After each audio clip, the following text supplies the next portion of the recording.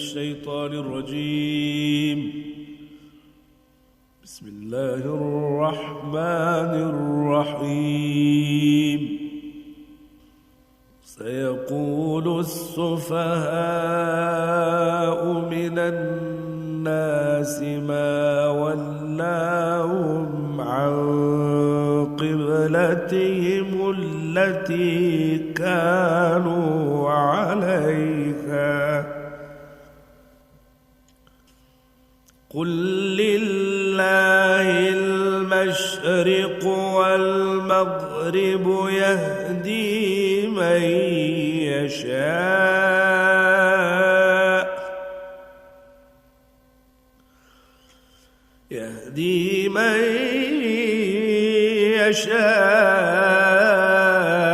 إلى صراط مستقيم.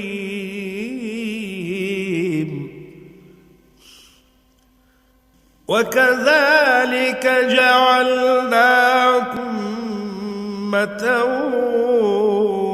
وسطا لتكونوا شهداء على الناس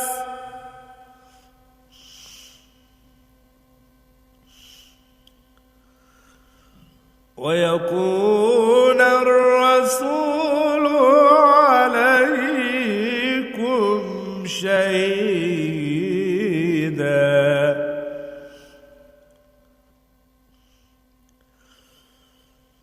وما جعلنا القبلة التي كنت عليها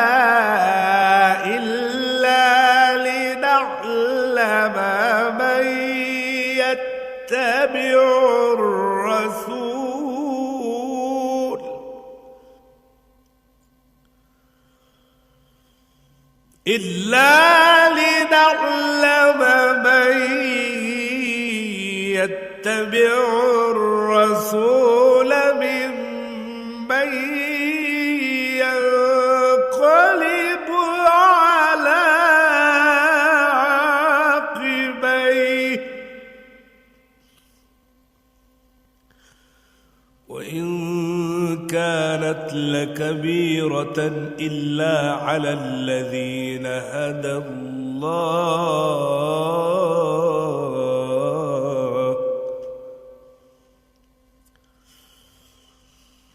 وما كان الله ليضيع إيمانكم إن الله بالناس لرؤوف رحيم.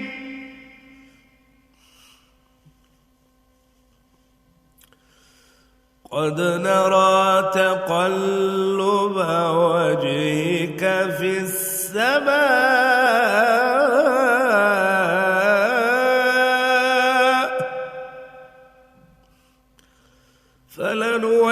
فلنولينك قبلة ترضاها فول وجهك شطر المسجد الحرام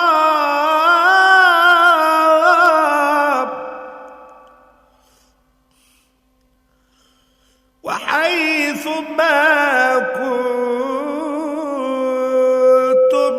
فولوا وجوهكم شطره وإن الذين أوتوا الكتاب ليعلمون أنه الحق من ربهم وما الله بغافل عما يعملون.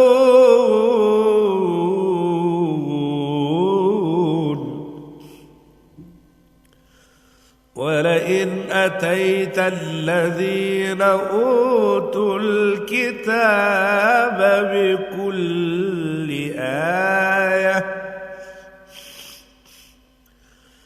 بكل آية ما تبعوا قبلتك وما أنت بتابع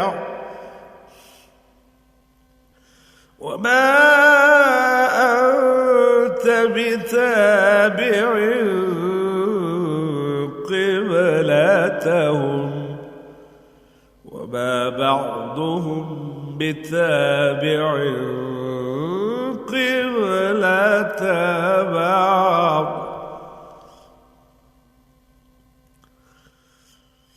ولئن اتبعت أهواءهم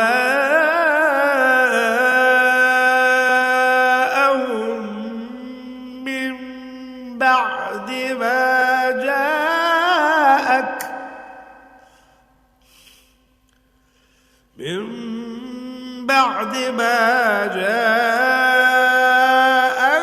من العلم إنك إذا لمن الظالمين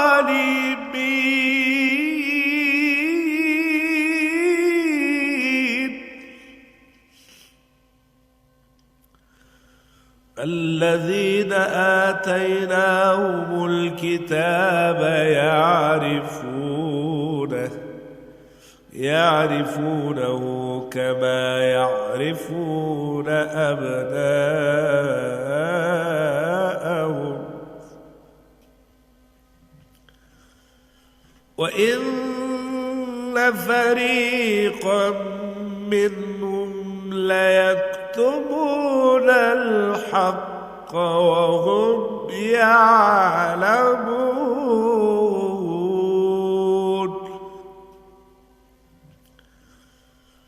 صدق اللہ العظیم۔ اللہ کے نام سے جو بڑا مہربان نہایت رحم والا ہے۔ یہ جماعت گزر چکی، ان کو وہ ملے گا جو انہوں نے کیا اور تم کو وہ جو تم نے کیا، اور جو عمل وہ کرتے تھے ان کی پرسش تم سے نہیں ہوگی۔ احمق لوگ کہیں گے کہ مسلمان جس قبیلے پر پہلے سے چلے آتے تھے اب اس سے کیوں منہ پھیر بیٹھے؟ فرما دیجئے کہ مشرق اور مغرب سب اللہ ہی کا ہے، وہ جس کو چاہتا ہے سیدھے رستے پر چلاتا ہے، اور اسی طرح ہم نے تم کو امت معتدل بنایا ہے تاکہ تم لوگوں پر گواہ بنو اور پیغمبر صلی اللہ علیہ وآلہ وسلم تم پر گواہ بنے۔ اور جس قبیلے پر تم پہلے تھے اس کو ہم نے اس لیے مقرر کیا تھا کہ معلوم کریں کہ کون ہمارے پیغمبر کا تابع رہتا ہے اور کون الٹے پاؤں پھر جاتا ہے۔ اور یہ بات یعنی تحویل قبلہ لوگوں کو گراں معلوم ہوئی، مگر جن کو اللہ نے ہدایت بخشی وہ اسے گراں نہیں سمجھتے۔ اور اللہ ایسا نہیں کہ تمہارے ایمان کو یوں ہی کھو دے، اللہ تو لوگوں پر بڑا مہربان اور صاحب رحمت ہے۔ اے محمد صلی اللہ علیہ وآلہ وسلم، ہم تمہارے چہرے کا بار بار آسمان کی طرف اٹھنا دیکھ رہے ہیں، سو ہم نے تم کو اسی قبلے کی طرف جس کو تم پسند کرتے ہو منہ کرنے کا حکم دیں گے، تو اپنا منہ مسجد حرام یعنی خانہ کعبہ کی طرف پھیر لو، اور تم لوگ جہاں ہوا کرو نماز پڑھنے کے وقت اسی مسجد کی طرف منہ کر لیا کرو۔ اور جن لوگوں کو کتاب دی گئی ہے وہ خوب جانتے ہیں کہ نیا قبلہ ان کے پروردگار کی طرف سے حق ہے، اور جو کام یہ لوگ کرتے ہیں اللہ ان سے بے خبر نہیں۔ اور اگر تم ان اہل کتاب کے پاس تمام نشانیاں بھی لے کر آؤ تو بھی یہ تمہارے قبلے کی پیروی نہ کریں، اور تم بھی ان کے قبلے کی پیروی کرنے والے نہیں ہو، اور ان میں سے بھی بعض کے قبلے کے پیرو نہیں۔ اور اگر تم نے اس علم کے بعد جو تمہارے پاس آ چکا ہے ان کی خواہشات کی پیروی کی تو یقیناً تمہارا شمار ظالموں میں ہوگا۔ جن لوگوں کو ہم نے کتاب دی ہے وہ ان پیغمبر آخر الزماں کو اس طرح پہچانتے ہیں جس طرح اپنے بیٹوں کو پہچانا کرتے ہیں، مگر ایک فریق ان میں سے سچی بات کو جان بوجھ کر چھپا رہا ہے۔ وآخر دعوانا ان الحمد للہ رب العالمین۔ ابھی آپ سورہ بقرہ کی آیات 141 تا 146 کی تلاوت اور ترجمہ سننے کی سعادت حاصل کر رہے تھے۔ تلاوت فرما رہے تھے قاری نعمت اللہ۔ ہدیہ درود و سلام بحضور نبی کریم صلی اللہ علیہ وآلہ وسلم۔ اللهم صل على محمد اللهم صل على محمد وعلى آله وصحبه وسلم اللهم صل على محمد اللهم صل على محمد وعلى آله وصحبه وسلم اللهم صل على محمد اللهم صل على محمد وعلى آله وصحبه وسلم اللهم صل على محمد اللهم صل على محمد وعلى آله وصحبه وسلم اللهم صل على محمد اللهم صل على محمد وعلى آله وصحبه وسلم اللهم صل على محمد اللهم صل على محمد وعلى آله وصحبه وسلم۔ ارشاد باری تعالیٰ ہے، جو کوئی معاف کرے اور صلح کر لے سو اس کا ثواب اللہ تعالیٰ کے ذمہ ہے۔ حمد و ثنائے رب جلیل۔ تیرے رب کا ہاتھ نہیں ہے تو،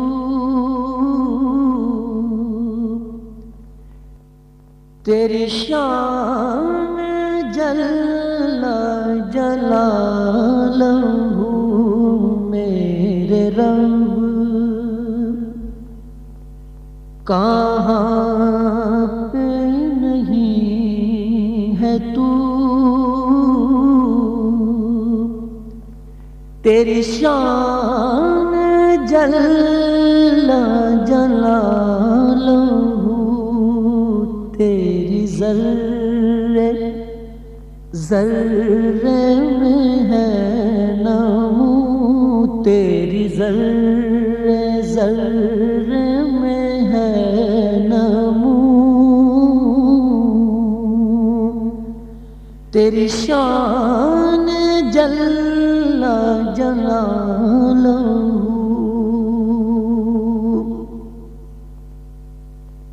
تیری قدرتوں کا شمار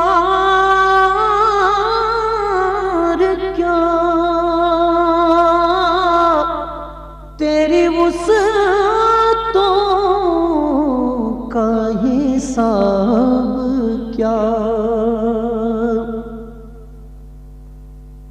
تیری قدرتوں کا شمار کیا، تیری وسعتوں حساب کیا، تو محیط عالم رنگ و بو، تو محیط عالم رنگ و بو، تیری شان جل جلالہ، تو محیط عالم رنگ و بو، تیری شان جل جلالہ، تیرا فیض فیض عمیم ہے، تو ہی میرا رب کریم ہے، تیرا فیض فیض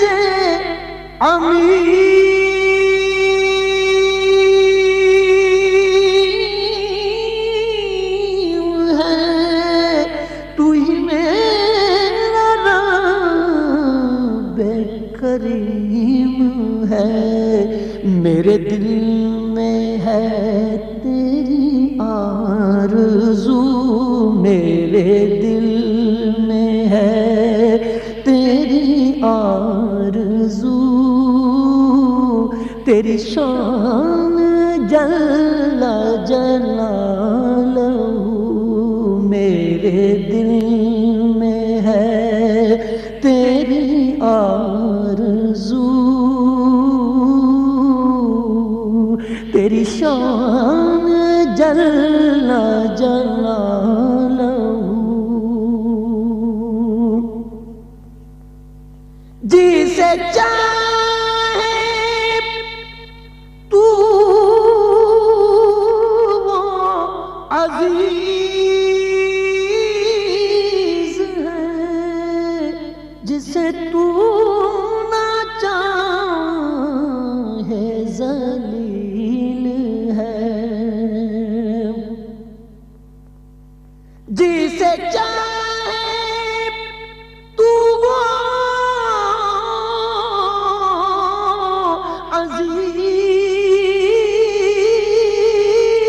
عزیز ہے، جسے تو نہ چاہے ذلیل ہے، تیرے ہاتھ ذلت و آبرو، تیری شان جل جلالہ، تیرے ہاتھ ذلت و آبرو، تیری شان جل جلالہ، میرے رب کہاں پہ نہیں ہے تو، تیری شان جل جلالہ، تیری ذرے ذرے میں ہے نمو، تیری شان جل جلالہ۔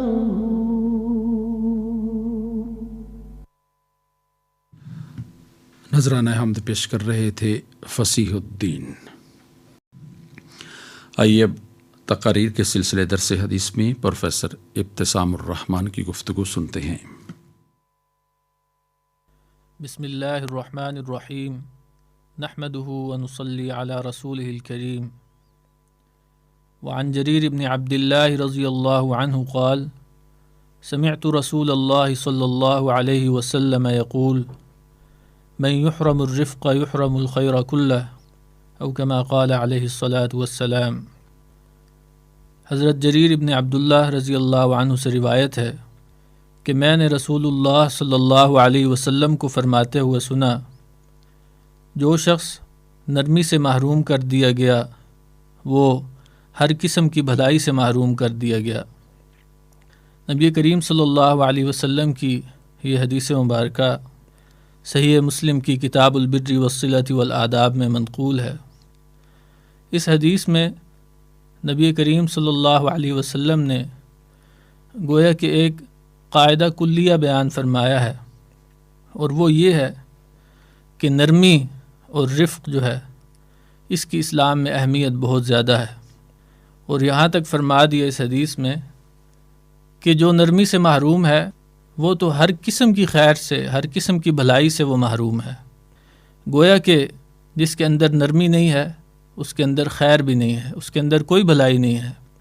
تو یہ اسلام کی تعلیمات کا ایک نہایت ہی اہم حصہ ہے، ایک نہایت ہی اہم جز ہے کہ اسلام نے ہر معاملے میں حتی الامکان نرمی کا حکم دیا گیا، اور جہاں تک ہو سکے انسان جو ہے وہ نرمی سے کام لے۔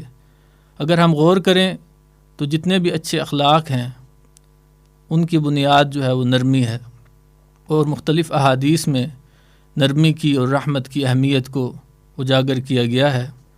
ایک حدیث میں نبی کریم صلی اللہ علیہ وسلم ارشاد فرماتے ہیں کہ الراحمون یرحمہم الرحمن، کہ جو رحم کرنے والے ہیں رحمان بھی ان پر رحم کرتا ہے۔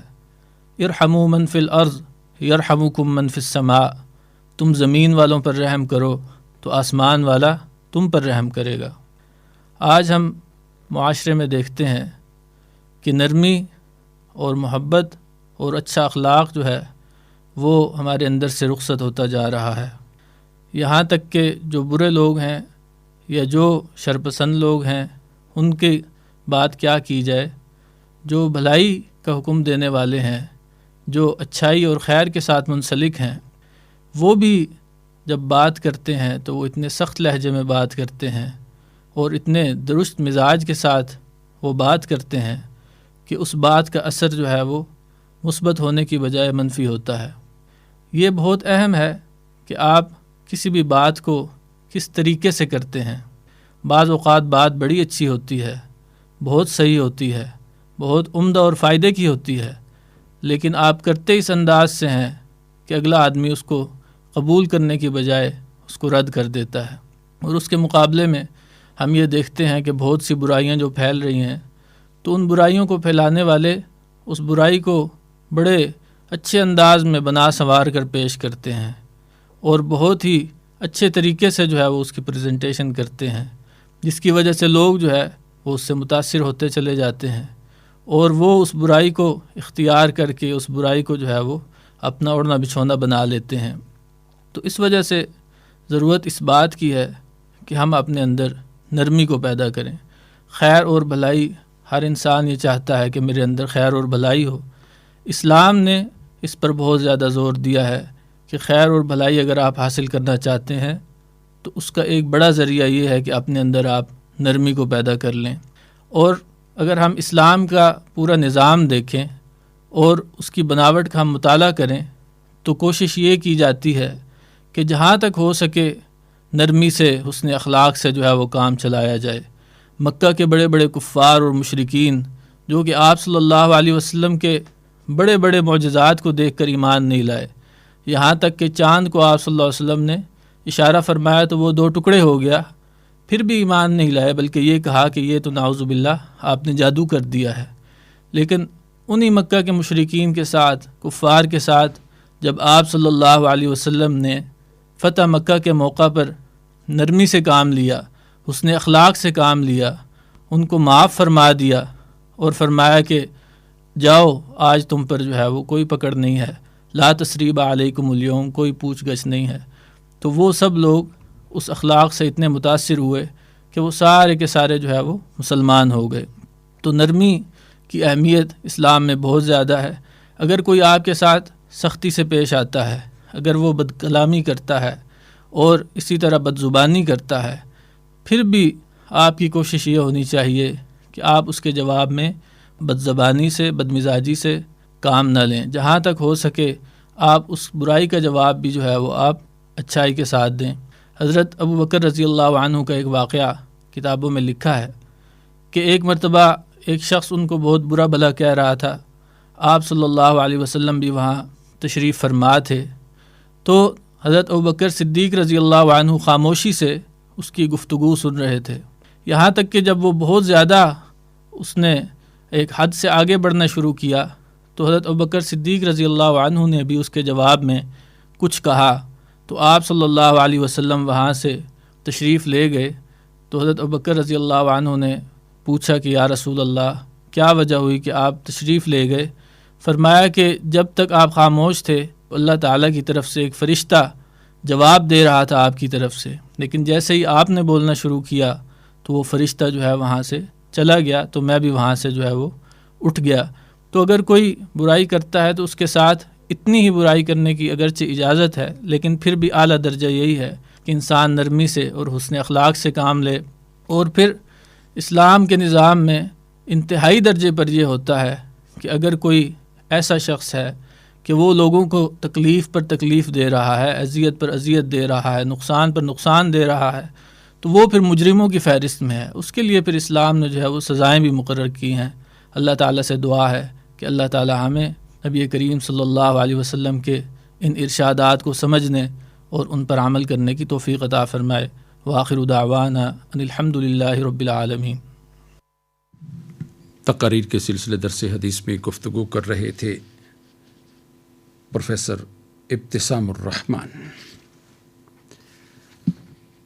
حضور نبی کریم صلی اللہ علیہ وآلہ وسلم نے ارشاد فرمایا، قرابت کا حق ادا کرنے والا اور صلہ رحمی کرنے والا وہ شخص نہیں جو احسان کے بدلے میں احسان کرتا ہو، بلکہ وہ ہے جو رشتہ توڑنے والوں سے رشتہ جوڑے اور حق تلفی پر بھی قرابت کا حق ادا کرے۔ نعت رسول مقبول صلی اللہ علیہ وآلہ وسلم۔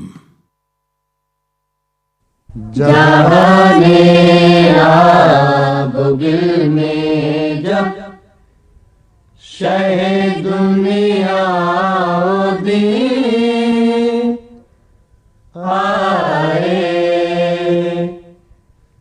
دو عالم نے کہا ہو رحمت للعالمین آئے، جہانے آب و گل میں جب شہ دنیا و دین آئے، دیانت آپ کی تسلیم کی سارے زمانے نے،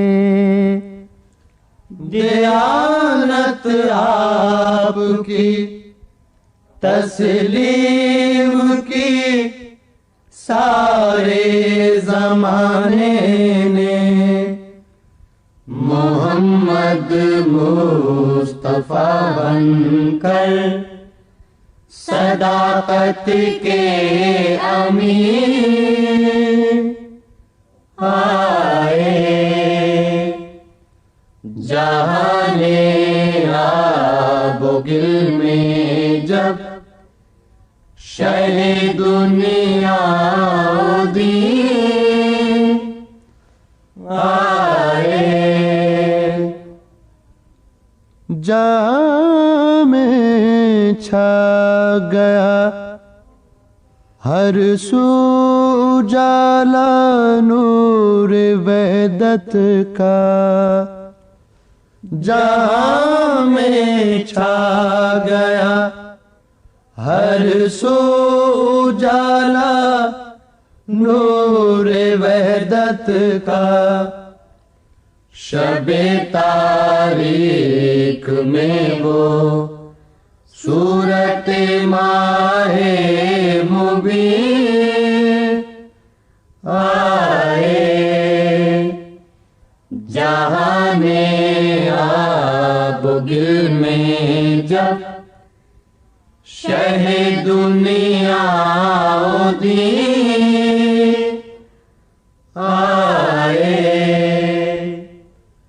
محمد فخر موجودات نور وحدت و عرفان، محمد فخر موجودات نور وحدت و عرفان خدا کے بعد عظمت ان کی قائم بالیقین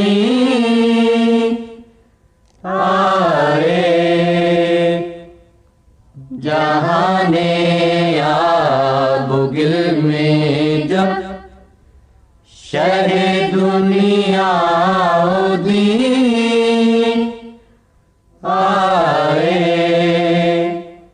دو عالم نے کہا ہو رحمت للعالمین آئے۔ بارگاہ نبوی صلی اللہ علیہ وآلہ وسلم میں ہدیہ عقیدت پیش کر رہے تھے سلامت علی اور ساتھی کلام تھا ارشاد الحق قدسی کا۔ آئیے اب اعلیٰ اخلاقی اقدار کے سلسلے روشنی میں ڈاکٹر اعجاز احمد کی گفتگو سنتے ہیں۔ بسم اللہ الرحمن الرحیم۔ سامعین محترم، السلام علیکم ورحمۃ اللہ وبرکاتہ۔ عام طور پر عدل کا تعلق عدلیہ کے ساتھ سمجھا جاتا ہے، یعنی عدالتوں میں فیصلے عدل پر مبنی ہونے چاہیے، منصفین حضرات کو عادل ہونا چاہیے وغیرہ وغیرہ۔ لیکن ذرا توجہ دیں تو علم ہوتا ہے کہ پورا نظام کائنات مبنی بر عدل ہے۔ عربی لغت میں عدل کا مطلب بتایا گیا ہے کہ کسی شے کو اس کے صحیح مقام پر رکھنا۔ اس کائنات میں ہر ستارہ اور سیارہ اپنے مدار میں گھوم رہا ہے اور وہاں سے سر منہ انحراف نہیں کرتا، وگرنہ کائنات کا نظام درہم بھرم ہو جائے۔ قیامت کے آنے پر یہی اجزائے کائنات پریشان ہو جائیں گے، منتشر ہو جائیں گے۔ گردش لیل و نہار کی ترتیب اسی عدل کے باعث ممکن ہے، اور سیب کے درخت پر آڑو نہیں لگتے، جو فصل بوئی جاتی ہے وہی فصل اگتی ہے۔ موسم بہار و خزاں اپنے اپنے وقت پر آتے ہیں اور یہ عدل ہے، رخصت ہوتے ہیں اور یہ بھی عدل ہے۔ عدل کی علامتیں ہیں۔ غرض یہ کہ کائنات میں نظام عدل ہمہ پہلو ہمہ وقت جاری و ساری ہے۔ انسان اشرف المخلوقات ہے، اس کے لیے لازم ہے کہ اس کائنات کے ساتھ ہم آہنگ ہو، اس لیے کہ یہ حقیقی ترقی کا راستہ ہے۔ خدا بزرگ و برتر نے کائنات کو تخلیق کیا ہے، وہی خالق حیات انسانی بھی ہے، اور جن اصول و ضوابط کے تحت کائنات ترقی پذیر ہے، ارتقا ہو رہا ہے، اسی طرح سے انسانی حیات بھی آگے بڑھ سکتی ہے۔ خود وجود انسانی عدل الہی کا بہترین مظہر ہے۔ جو اعضاء و جوارے جس جگہ ہونے چاہیے اسی طرح سے ہیں، اور اس سے بہتر شکل کوئی خیال میں نہیں آتی، اس لیے کہ وہ احسن الخالقین ہے۔ لقد خلقنا الانسان فی احسن تقویم۔ اسی صفت عدل کو اختیار کرنے کے لیے حکم بھی دیا گیا ہے۔ قرآن مجید میں ارشاد ہوا، اعوذ باللہ من الشیطان الرجیم، ان اللہ یامر بالعدل، بے شک اللہ تعالیٰ تمہیں انصاف کا حکم دیتا ہے، اور انصاف بھی ایسا کہ اگر تیرے ہاتھ میں فیصلے کا اختیار ہو اور تمہارا قول فیصل کی حیثیت اختیار کر سکتا ہو تو پھر احتیاط کرو، اور دیکھنا کہ کسی قوم کی دشمنی تمہیں اس بات پر آمادہ نہ کر دے کہ تم دامن انصاف ہاتھ سے چھوڑ دو۔ عدل سے کام لو، کیونکہ یہ تقویٰ کے قریب تر ہے۔ رسول رحمت صلی اللہ علیہ وآلہ وسلم نے قرآن مجید کی روشنی میں ریاست مدینہ میں عدل و انصاف پر مبنی نظام قائم کیا۔ بنی مخزوم بڑا قبیلہ تھا، اس کی فاطمہ نامی عورت نے جب چوری کی تو رسول اکرم صلی اللہ علیہ وآلہ وسلم نے اس پر حد جاری فرمائی، ہاتھ کاٹنے کا حکم دیا۔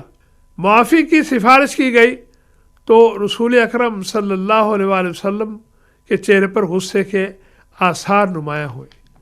آپ صلی اللہ علیہ وآلہ وسلم نے فرمایا کہ تم سے پہلی قومیں اس لیے تباہی کا شکار ہوئیں کہ وہ اپنے بڑوں کو چھوڑ دیتے تھے اور چھوٹوں کو سزا دیتے تھے۔ یاد رکھو، اگر اس فاطمہ کی جگہ فاطمہ بنت محمد صلی اللہ علیہ وسلم بھی جرم کرتی تو یہ سزا پاتی۔ او کما قال رسول اللہ صلی اللہ علیہ وسلم۔ دنیا بھر کے نظام ہائے حکومت میں عدل و انصاف کا بڑا چرچا ہے، لیکن حقیقت یہی ہے کہ حکمران طبقے اور اشرافیہ کے لیے اور دوسری طرف عوام الناس کے لیے الگ الگ قوانین ہیں۔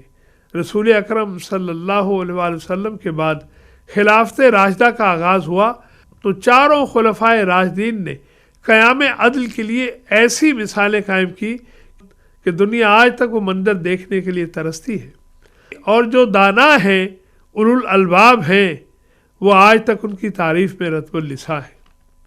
خلافت کے ان ابتدائی 30 سالوں میں عدل کی مضبوط بنیادیں استوار کر دی گئی، اور یہ سب کچھ قرآن و سنت کی روشنی میں ہوا۔ آج دنیا جن مسائل کا شکار ہے اس کی بنیادی وجہ اسی نظام عدل سے گریز ہے۔ اقوام عالم کے اجتماعی فورم پر، یعنی اقوام متحدہ سے لے کر ہر ریاست کے اندرونی نظام میں عدل کا فقدان ہے۔ بڑی اقوام جن کو دنیا میں غلبہ حاصل ہے، دنیا پر اپنے فیصلے نافذ کرتی ہے، کمزور اقوام کا استحصال کیا جاتا ہے۔ حال ہی میں موسمیاتی تبدیلیوں کے حوالے سے یہ حقیقت سامنے آئی ہے کہ موسمیاتی عدم توازن کا باعث کوئی اور ہے اور اس کے نتائج کوئی اور بھگت رہا ہے، یعنی کرے کوئی اور بھرے کوئی۔ دیکھیے، جہاں عدل نہیں ہوگا وہاں ظلم ہوگا۔ حضرت علی کرم اللہ وجہہ نے ارشاد فرمایا تھا کہ نظام ہے حکومت کفر کے ساتھ جاری و ساری رہ سکتے ہیں، لیکن ظلم کے ساتھ ہرگز نہیں، کیونکہ ظلم سے جو بگاڑ پیدا ہوتا ہے اس کا انجام مکمل تباہی کے علاوہ اور کچھ نہیں۔ اگر اس دنیا کو انسانوں کے رہنے کے قابل بنانا ہے تو اس کے لیے اطمینان اور خوشی کا سامان کرنا ہوگا، اور یہ کیفیات بغیر عدل کے ممکن نہیں ہے۔ طاقتوروں کو کمزوروں کی بات سننے کا حوصلہ پیدا کرنا ہوگا، ان کے حقوق دینے ہوں گے۔ مائکرو لیول سے لے کر میکرو لیول تک ہر جگہ حیات و صفات انسانی کا ارتقاء اسی طور پر ممکن ہے، وگرنہ چند بڑے بوم کرۂ ارضی سے انسانی زندگی کا صفایا کرنے کے لیے کافی ہے۔ اللہ رب العزت عادل ہے اور عدل کرنے والوں کو پسند کرتا ہے۔ اے بار الہ، ہمیں صفت عدل و انصاف اختیار کرنے کی توفیق عطا فرما، آمین یا رب العالمین۔ اعلیٰ اخلاقی اقدار کے سلسلے روشنی میں گفتگو کر رہے تھے ڈاکٹر اعجاز احمد۔ حدیث نبوی صلی اللہ علیہ وآلہ وسلم ہے، تم سچائی کو لازم پکڑو اور ہمیشہ سچ ہی بولو، کیونکہ سچ عمل صالح اور نیکوکاری کا راستہ بتلاتا ہے، اور نیکوکاری جنت میں لے جاتی ہے۔ اور آدمی جب برابر سچ بولتا ہے تو اللہ کے ہاں صدیق یعنی سچ بولنے والا لکھ دیا جاتا ہے۔ میرے عظیم نبی، میرے مقتدر آقا،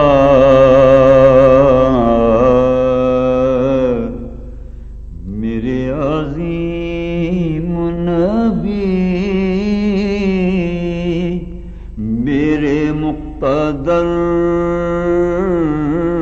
آقا،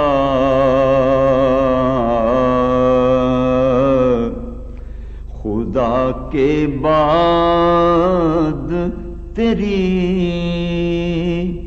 ذات معتبر آقا،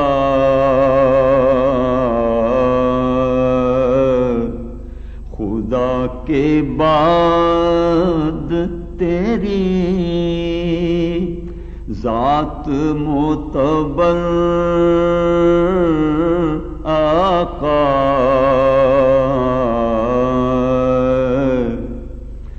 یہ سوز جان، یہ غم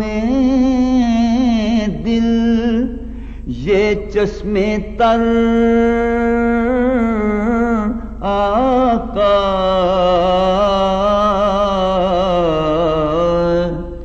یہ سوز جان یہ غم دل یہ چشمے تر آقا میری طلب میرا مقصود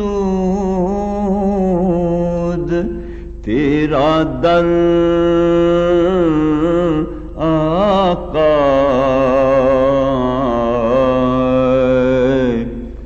میری طلب میرا مقصود تیرا در آقا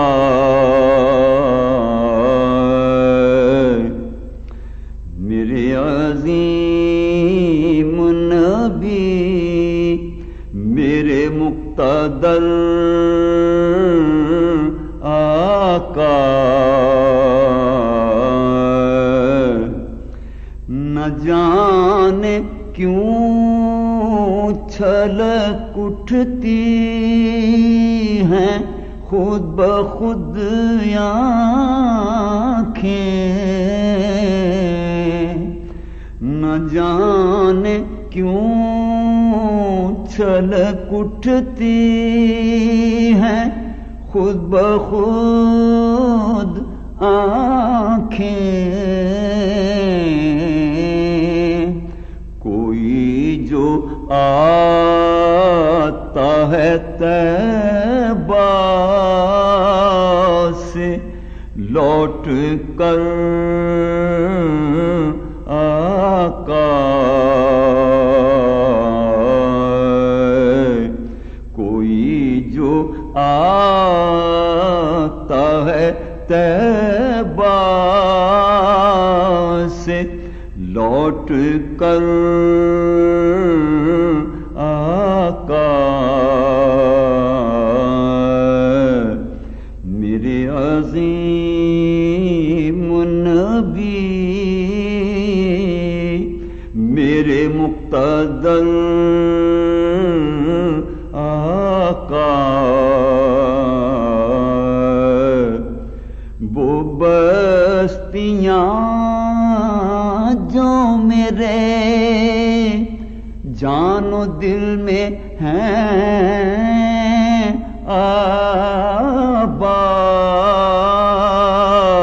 آباد وہ بستیاں جو میرے جان و دل میں ہیں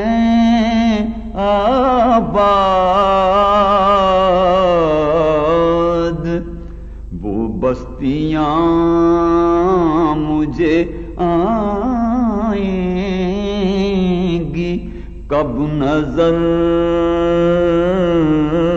آقا وہ بستیاں مجھے آئیں گی کب نظر آقا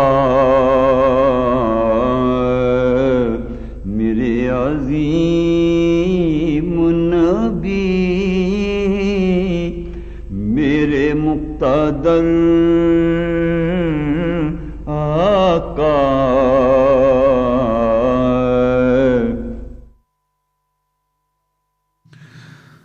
نعت رسول مقبول صلی اللہ علیہ وآلہ وسلم آپ سماعت فرما رہے تھے نذیر حسین نظامی کی آواز میں۔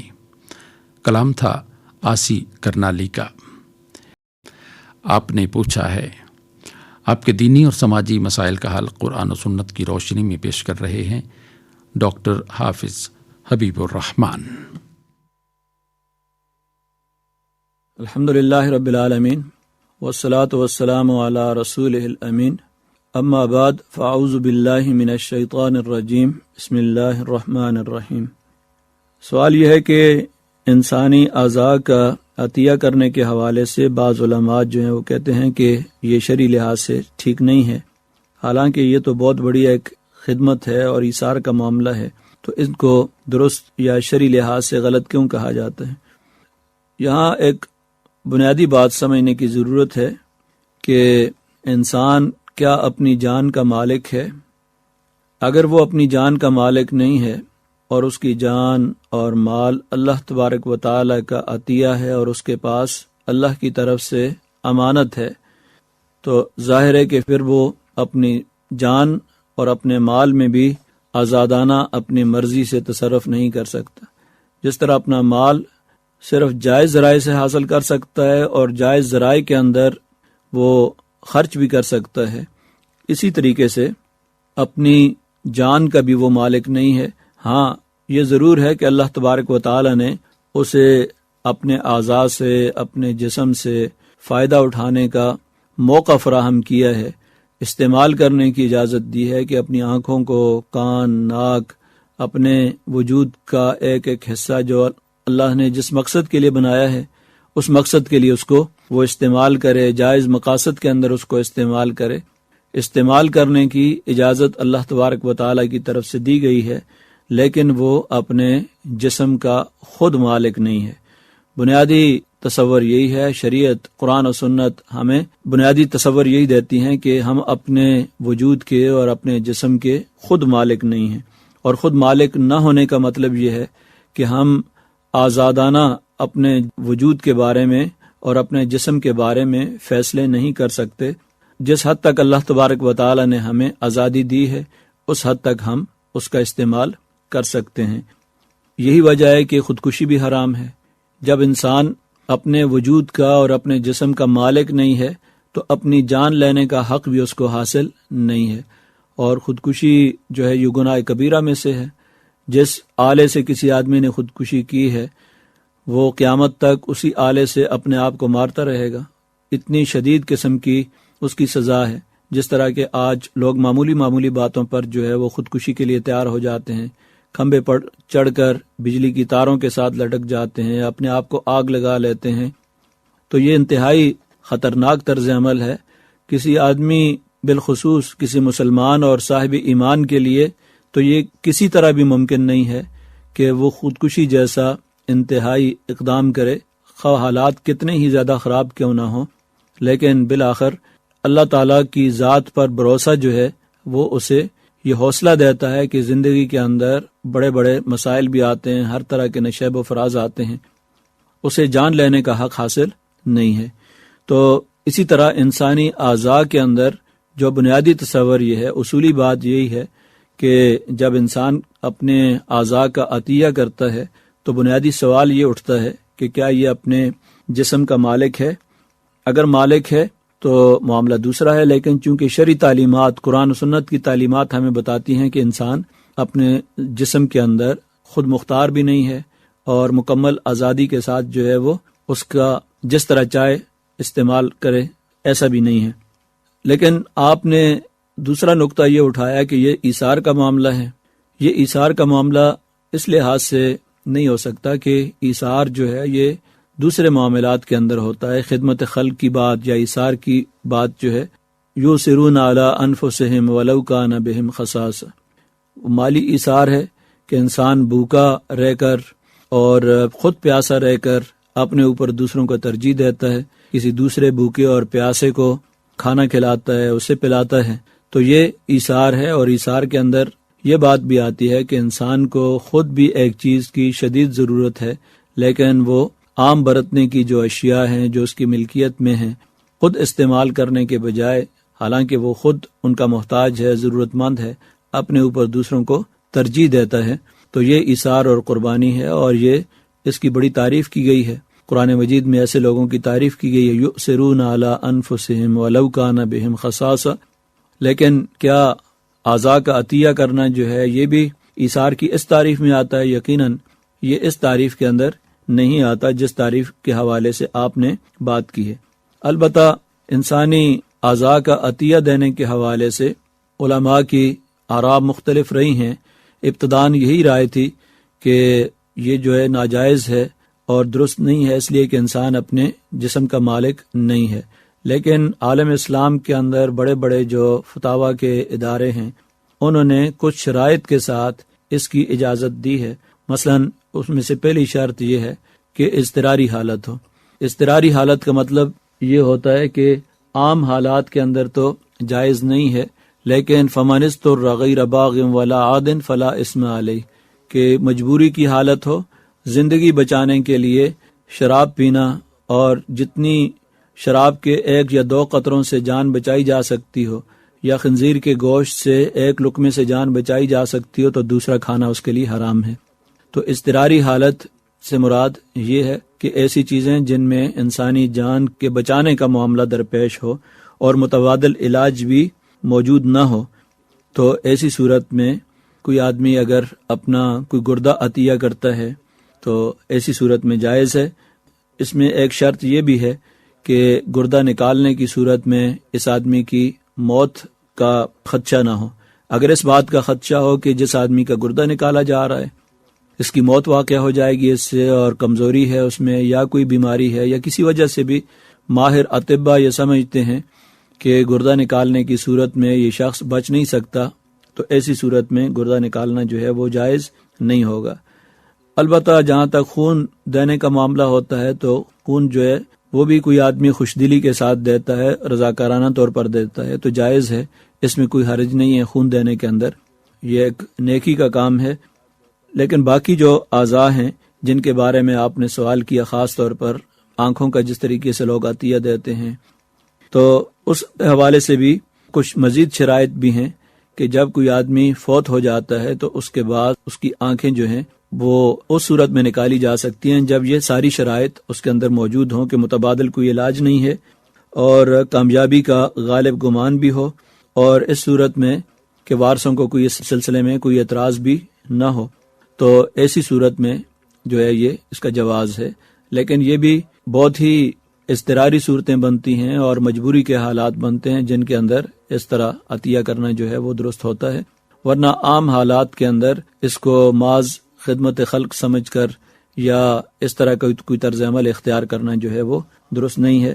ہمارے ہاں بہت سے تصورات جو ہیں ان چیزوں کے بارے میں قرآن و سنت سے دوری کا نتیجہ ہوتے ہیں۔ اگر ان کو قرآن و سنت کے احکام کے ماتحت کیا جائے تو تب بھی خدمت خلق ہو سکتی ہے، تب بھی ایثار ہو سکتا ہے۔ ان شرائط کو مد نظر رکھتے ہوئے اور متبادل علاج کی صورتیں تلاش کرنے کی ضرورت ہے کہ متبادل علاج کی کیا کیا صورتیں ممکن ہو سکتی ہے۔ آج جتنی میڈیکل سائنس کے اندر ترقی ہو رہی ہے اس سے نئی نئی صورتیں سامنے آتی ہیں، پلاسٹک سرجری کی صورتیں سامنے آتی ہیں، اسی طریقے سے جانوروں کے اعضاء کو لگانے کی صورتیں سامنے آ رہی ہیں، تو اس میں متبادل تلاش کیے جا رہے ہیں، اور اگر متبادل موجود ہو تو ایسی صورت میں انسانی اعضاء کا جو ہے وہ استعمال مناسب نہیں ہے، درست نہیں ہے۔ اور جن صورتوں میں جو شرائط میں نے آپ کے سامنے ذکر کی ہیں، اگر یہ شرائط پائی جاتی ہیں تو ان شرائط کی موجودگی میں عالم اسلام کے بعض ادارے جو ہیں انہوں نے اس کی اجازت دی ہے۔ دعا کہ اللہ تبارک و تعالی ہمیں زندگی کے معاملات میں قرآن و سنت کی اتباع کی توفیق عطا فرمائے۔ آپ نے پوچھا ہے، آپ کے دینی اور سماجی مسائل کا حل قرآن و سنت کی روشنی میں پیش کر رہے تھے ڈاکٹر حافظ حبیب الرحمان۔ سامعین، اگر آپ بھی اس سلسلے میں کوئی سوال پوچھنا چاہیں تو خط لکھنے کے لیے ہمارا پتہ نوٹ فرما لیجیے۔ انچارج پروگرام حی علی الفلاح، پوسٹ باکس نمبر 2010 یعنی 2010 ریڈیو پاکستان، اسلام آباد۔ ان کے آنے سے ہوا حق کا اجالا کیسا، ان کے آنے سے ہوا حق کا اجالا کیسا، ہو گیا رنج سے منہ کفر کا کالا کیسا، رکھا ہر ایک کو رتبے میں خدا نے نیچے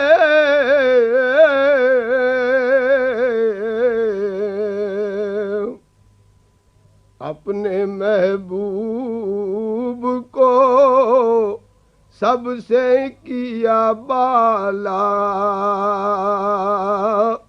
کیسا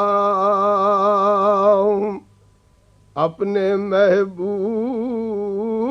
کو سب سے کیا بالا کیسا شب معراج انہیں حق نے دکھایا جلوہ شب معراج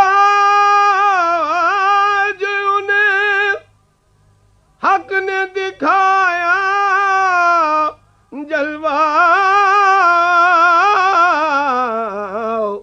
اور یہ تو بتلائیے تھا دیکھنے والا کیسا یہ تو بتلائیے تھا دیکھنے والا کیسا اے قمر ماہ رسالت سے تجھے کیا نسبت اے قمر ماہ رسالت سے تجھے کیا نسبت پڑ گیا گرد تیرے چرخ پہ حالا کیسا بحر عصیاں کی نظر ہو ہی چلا تھا یہ ریاض بحر عصیاں کی نظر ہو ہی چلا تھا یہ ریاض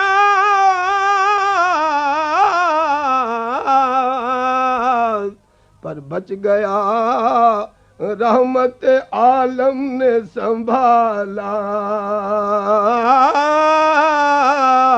کیسا بچ گیا رحمت عالم نے سنبھالا کیسا سید ریاض الدین اپنا ہی نعتیہ کلام پیش کر رہے تھے۔ قرآن حکیم اور ہماری زندگی کے سلسلے میں سورہ آراف کی آیات 8 تا 9 کے مضامین کے حوالے سے گفتگو کر رہے ہیں مفتی طاہر محمود۔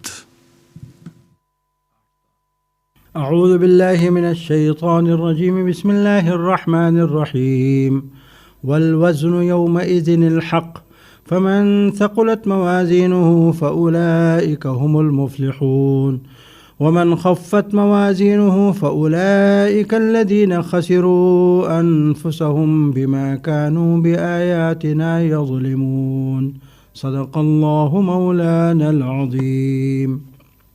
آیتوں کے ترجمے سے پہلے چند الفاظ کے معنی سماعت فرمائیں۔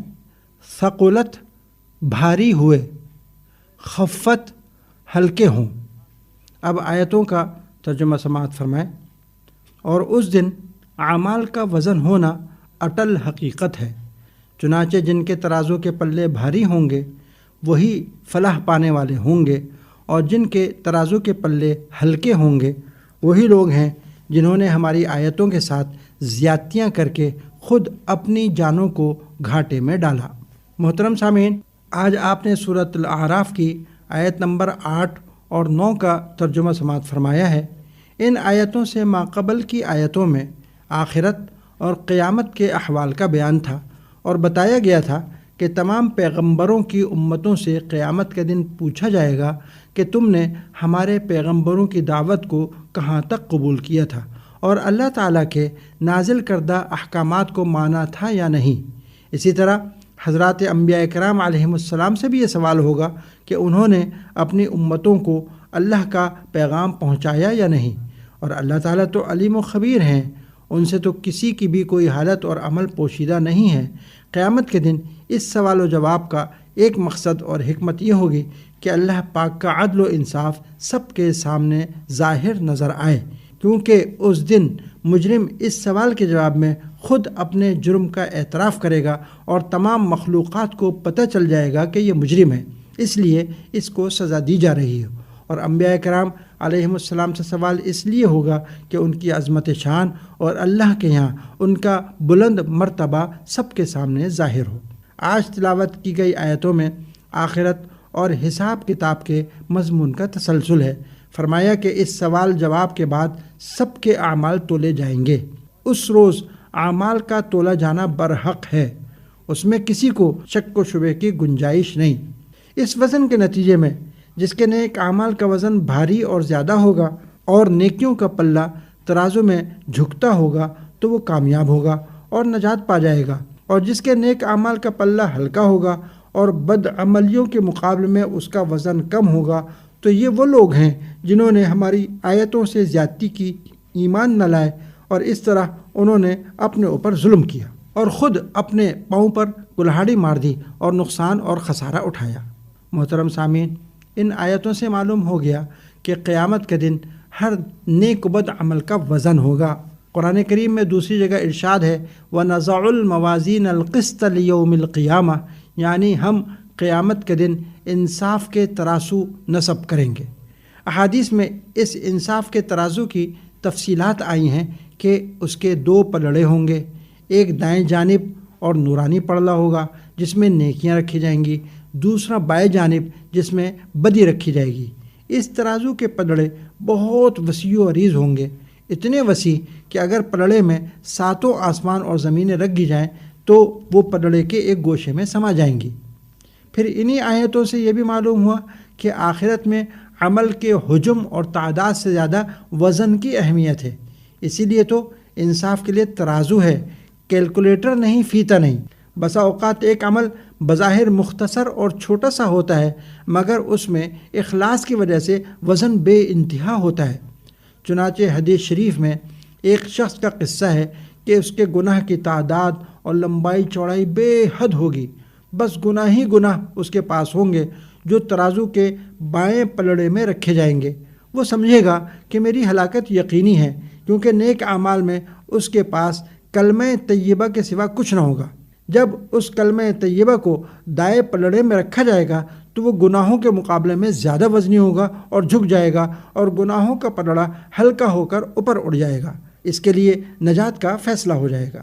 خلاصہ یہ کہ قیامت کے دن اعمال کے وزن میں جس کا نیکی کا پلڑا بھاری ہوگا وہ کامیاب ہوگا اور جنت میں جائے گا، اور جس کا نیکی کا پلڑا ہلکا ہوگا اور گناہوں کا وزن نیکیوں سے زیادہ نکلے گا وہ ناکام ہوگا اور اسے دوزخ جانا ہوگا۔ اور جس کے نیک و بد اعمال کا وزن برابر ہو اس کو اعراف میں بھیج دیا جائے گا، جہاں وہ کچھ عرصے رہیں گے، پھر سفارش یا اللہ کی مہربانی سے بالآخر وہ بھی جنت میں داخل کر دیے جائیں گے۔ اللہ پاک تمام مسلمانوں کو دنیا میں اس حساب و کتاب اور وزن اعمال کی خوب تیاری کرنے کی توفیق عطا فرمائے، آمین وما علینا الا البلاغ۔ قرآن حکیم اور ہماری زندگی کے سلسلے میں سورہ اعراف کی آیات 8 تا 9 کے مضامین کے حوالے سے گفتگو کر رہے تھے مفتی طاہر محمود۔ ہدیہ درود و سلام بحضور نبی کریم صلی اللہ علیہ وآلہ وسلم۔ اللهم صل على محمد اللهم صل على محمد وعلى آله وصحبه وسلم۔ آئیے اب پروگرام کے ان اختتامی لمحات میں اللہ تعالیٰ کے حضور دعا کے لیے ہاتھ پھیلائیں۔ اللہم یا عظیم السلطان یا عمیم الاحسان، تیرے حبیب پاک پر بے حد بے شمار درود و سلام ہو، ہمیں اپنی برکتوں سے مالا مال کر دے، ہم پر اپنی رحمتوں کا سایہ رکھ، ہمارے گناہوں کو معاف فرما، ہمیں جہنم سے آزادی عطا فرما، ستار العیوب ہمارے عیبوں کا کوئی شمار نہیں. اگر تیری ستاری ان پر پردہ نہ ڈالتی تو ہم کسی کو منہ دکھانے کے قابل نہ ہوتے. مولا جس طرح تو دنیا میں ہمارے عیبوں پر پردہ ڈالے ہوئے ہے، اسی طرح آخرت میں بھی ہمارے عیبوں کو چھپائے رکھنا، ہمیں دنیا اور آخرت کی رسوائی سے بچانا. غفار الذنوب، ہم انتہائی ندامت کے ساتھ اقرار کرتے ہیں کہ ہمارے گناہ حد شمار سے باہر ہیں، مگر مولا تیرا ارشاد ہے کہ تیری رحمت ہر چیز کو گھیرے ہوئے ہے. ہمارے گناہ بھی تیری رحمت کے احاطے سے باہر نہیں ہے.